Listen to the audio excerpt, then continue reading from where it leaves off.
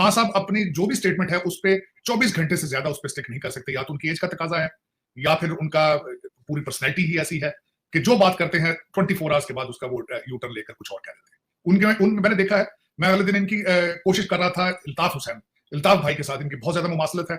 बिल्कुल उसी तरह वो भी बयान देते थे और साथ में हमारे बाद में स्टार साहब जो है उसको उसकी सफाइयां पेश करते थे, नजर आते थे टीवी चैनल्स पर।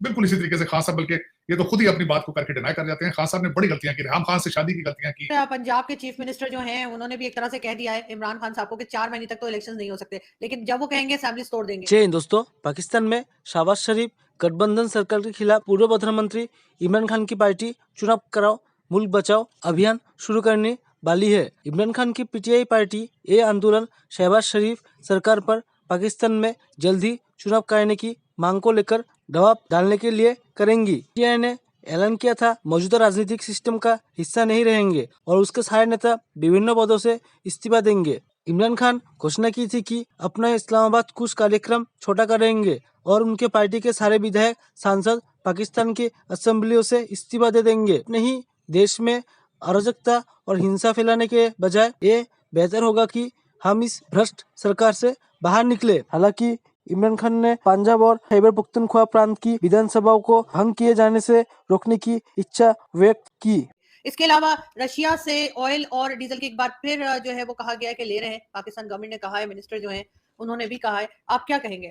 देखिए, सबसे पहले तो मैं बताना चाहूंगा ये 4 महीने वाली जो बात है ये भी एक मफरूजे पे मबनी है। उसकी वजह ये है कि अगर 4 महीने गुजर गए तो उसके बाद बजट का सेशन आ जाना है और बजट का सेशन अगर जाए तो गुजारा जाए तो उसके बाद अगर सोचा भी जाए, अगर नेगोशिएट भी करें तो कहीं जाकर बड़ी मुश्किल से अगले साल सितंबर अक्टूबर की बातें हैं। और दूसरा, 22 अरब रुपया चाहिए नए इलेक्शन के लिए, वो कहां से आएगा? और इस वक्त आपका जो 9th रिव्यू है, अकॉर्डिंग टू डार साहब, IMF वाले जो अगले आपके 9th रिव्यू पे आ ही नहीं रहे हैं, और वो उनकी डिमांड है कि हम अगर आप 800 अरब के नए टैक्सेस लगाएंगे तो तब हम आके आपसे नेगोशिएट करेंगे और दोबारा देखेंगे।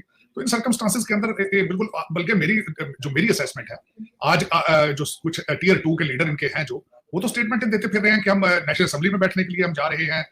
और जिस तरीके से अगर कंफ्यूजन है ये, खान साहब ने पिछले दिनों बोल पे इमरान रियाज के साथ इंटरव्यू में इंप्रेशन देने की कोशिश की है कि परवेज लाई साहब ने उनको साइन करके दे दिया है लेटर, लेकिन वो लेटर नहीं दिया गया।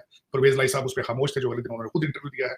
तो एक अजीब सा कंफ्यूजन है इस वक्त अगर देखा जाए। लेकिन दुख के साथ है कि ये जो कुछ भी हो रहा है पाकिस्तान के अंदर, पाकिस्तान की बेहतरी के लिए नहीं हो रहा है, सैलाब ज़दगान के लिए कुछ नहीं किया जा रहा और सिर्फ पावर और पैसा और लालच और सब इसकी जंग है। और मैं इसके साथ इस पे दुख के अलावा कुछ भी नहीं है। हालांकि इनको चाहिए कि पाकिस्तान की सलामती के लिए, पाकिस्तान की मुआशरत, अखलाकियात और दिफा के लिए कोशिश करें। दोनों तरफ, दोनों बॉर्डर्स के ऊपर खतरात और धमकियां हैं, हालत जंग में है, लेकिन इन लोगों को बिल्कुल कोई ख्याल नहीं है क्योंकि इनकी तबीयत ही ऐसी नहीं है। ज्यादातर लोग जो है एजेंसियों के जरिए, डीलों के जरिए हमेशा पावर में आए हैं। इन्हें क्या पता सियासत की चीज का नाम है, कौमियत किसको कहते हैं। यही ट्रेजेडी है पाकिस्तान की कि उनके पास it's a group of corrupt people that's period. कौम की कैटेगरी में लोग ये नहीं आते।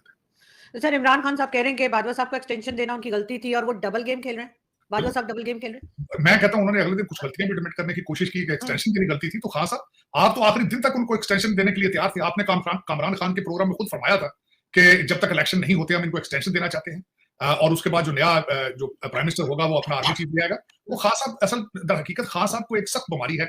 खान साहब अपनी जो भी स्टेटमेंट है उस पर 24 घंटे से ज्यादा उस पर स्टिक नहीं कर सकते। या तो उनकी एज का तकाजा है या फिर उनका पूरी पर्सनैलिटी ही ऐसी है कि जो बात करते हैं 24 आवर्स के बाद उसका वो यू टर्न लेकर कुछ और कह देते हैं। मैंने देखा है, मैं अगले दिन इनकी कोशिश कर रहा था इल्ताफ भाई के साथ इनकी बहुत ज्यादा मुमासलत है।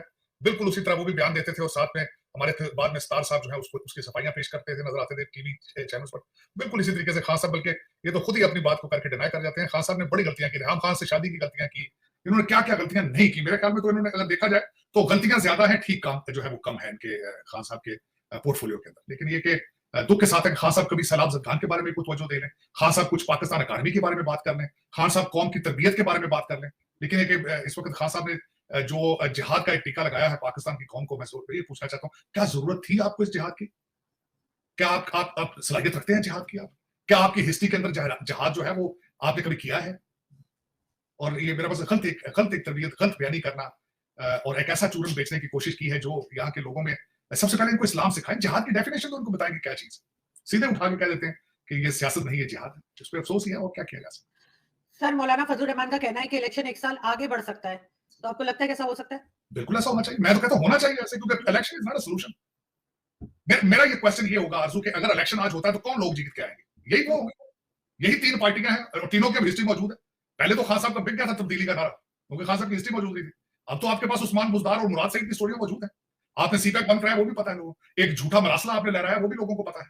आप टीटीपी आपने उसामा बिन लादेन को शहीद कहा, अब तो आप कह रहे हैं कि आप सुसाइड बॉम्बर, आप खुद कुछ हमलावर बन सकते हैं। अब फैटफ वाले ये भी देख रहे हैं, आपके दूसरे कौम जो दूसरी पेरिस क्लब वाले भी देख रहे हैं, अमेरिकन भी देख रहे हैं कि ये इनका ये माइंडसेट है कि एक ex prime minister Oxford graduate TV पे खुद कह रहा है कि मैं खुद कुछ हमलावर बन सकता हूँ, बमबार बन सकता हूँ। तो ये बिल्कुल। तो अब तो हिस्ट्री मौजूद है ना। पहले तो आप बेच लेते थे, क्या लेते थे, मैं तब्दीली, मेरे पास 200 लोगों की टीम है, मैं इतने करोड़ घर बनाऊंगा, इतने करोड़ लोग। मुझे अभी तक याद है मुराद सही कहता था लोग यहाँ काम करने आएंगे। खान इनकी नेशनल असेंबली में इनका वो बचा जमूरा, उसकी स्पीच थी कि ये मुंह IMF के मुंह पे मारेंगे